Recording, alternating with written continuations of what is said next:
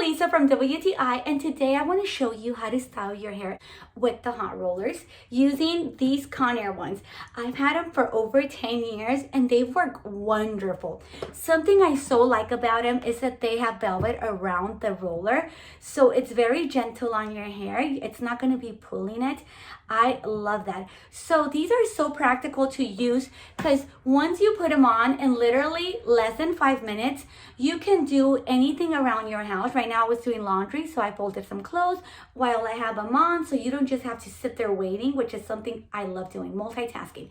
So now I just use literally 7 of them out of 12. So if you want your hair to be more wavy, more volume, you can use all of them, as much as your little heart desires. But look at this. My hair is very straight and heavy, so I want to show you how this is gonna come out. Last time I did them a little different. I wanted more volume, but this right now, I just want to have texture and I just want to look put together.